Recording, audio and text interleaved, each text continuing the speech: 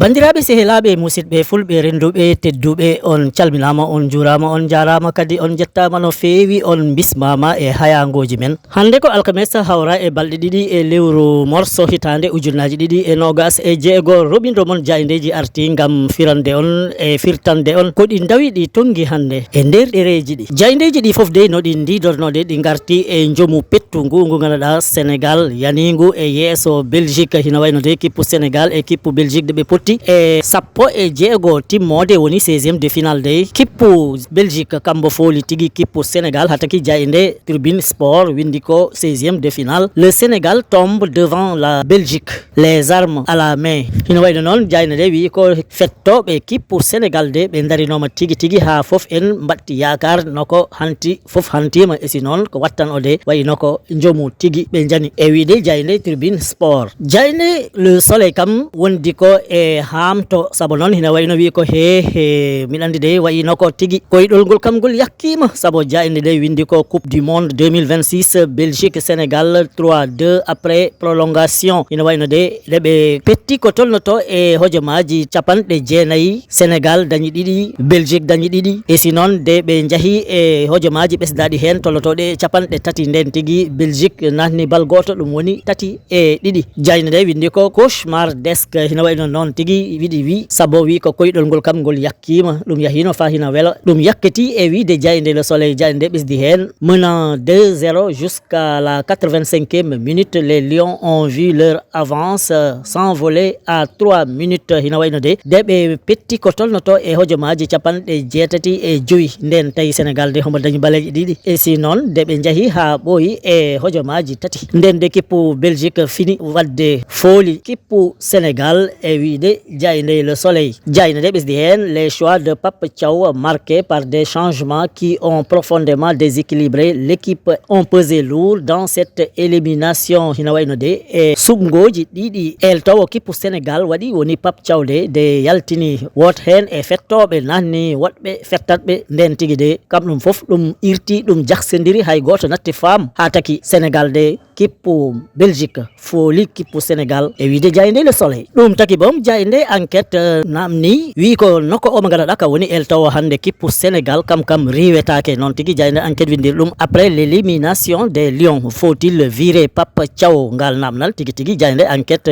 ñippi sabo noon wi ko caggal de Sénégal foola foti artu e Sénégal noko hande fotani Pape Thiaw eltowo kippu Sénégal riwe natta won e hoore on ɗon kippu e wiide jayde enquête. Jayde de ɓesdi hen les changements opérés par le sélectionneur sont au cœur de la polémique hina wayno de bolle ɗe e kongi ɗi ɗi gandanɗa hande jingonoɓe kippu Sénégal woni supportereɓe ɓe ɓuuri ko hen heewo hina wayno de ɓe mbi ko kala ko yakki ko Pape Thiaw yakki ɗum saabu noon ko wakliti ko e ɓe gandanɗa yaltiniɓe nanni woɗɓe de kamen tigui taki Sénégal ha nga Sénégal natti anduɗo abbi kippu Sénégal weemi bempili ha taki kippu Belgique fooli kippu Sénégal e wiide jayde enquête. Jayde Sud Quotidien de wi ko 16e de finale Coupe du Monde 2026 Belgique Sénégal la désillusion hina wayno de e timmode sappo e jeego woni 16e de finale de desewal aduna hitande ujunnaje ɗiɗi e nogas e jeego pottital kippu Sénégal e kippu Belgique de kippu Belgique fooli tati e ɗiɗi e wiide jayde Sud Quotidien ɓesdi hen la désillusion hina wayno de jayde de yiɗi wi ko paalel almudo ngel yani ngel fusi e si noon jalare ndi rufi kala ko yaa ko rano ɗum kam ɗum yakkitima ɗum wasama e wiide jayde Sud Quotidien. Jayde Le Verdict kam wi ko yo hakkillaji ɗi gartire sabo o mo ganduɗa ka woni hoorejo lesdi Sénégal de rupti fodde baroɗe kippu Sénégal ha taki jayde windi ko le message de réconfort du chef de l'État le président de la République Bassirou Diomaye Faye a rendu hommage aux Lions du Sénégal après leur élimination en 16e de finale. Jayde Le Verdict wi ko haysi tawi baroɗe kippu Sénégal de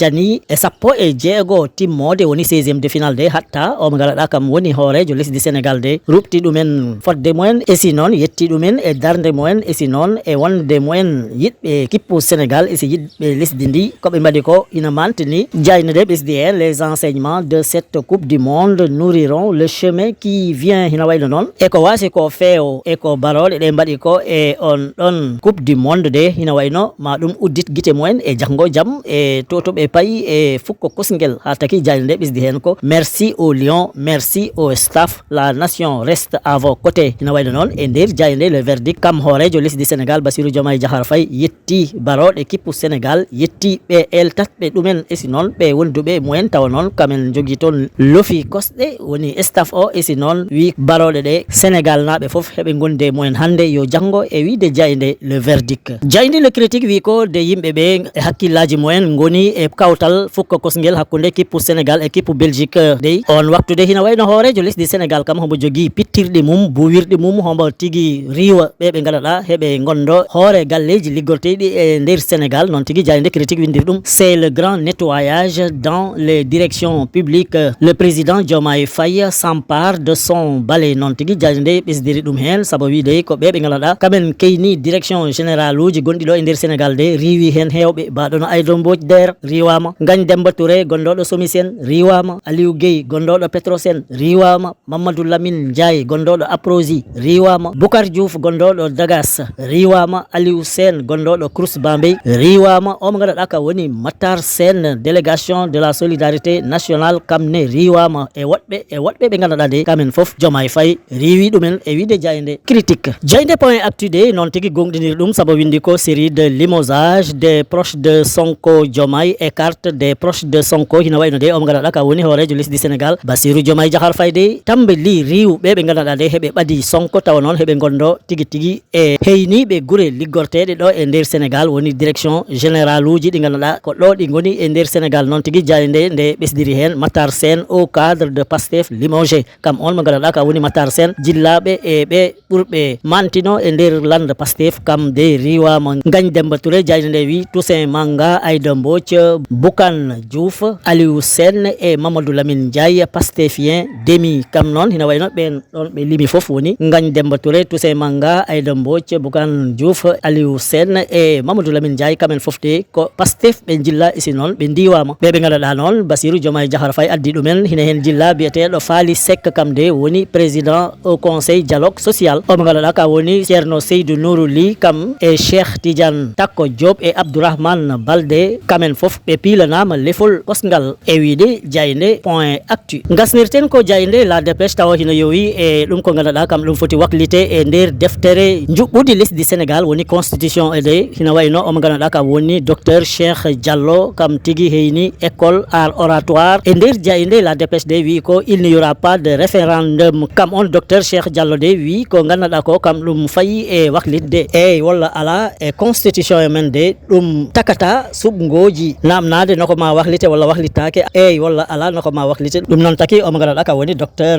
Cheikh Diallo wi kam ɗum waɗata ɗin ɗon suɓgoji woni référendum e wiide jayde la dépêche bandiraɓe sehilaɓe ɗum wonɗo seeɗa e komin gaddanno on e ko jaydeji ɗi dawi ɗi bindi hande on jettama on jarama e kettogol mon ñimgol tabitgol on duwanama jaam e kisal yo jaam won fulnage e hirnage rewa o worgo tottidiren aadi ha sanga goɗɗo so weeli Allah joom baɗe e bawɗe o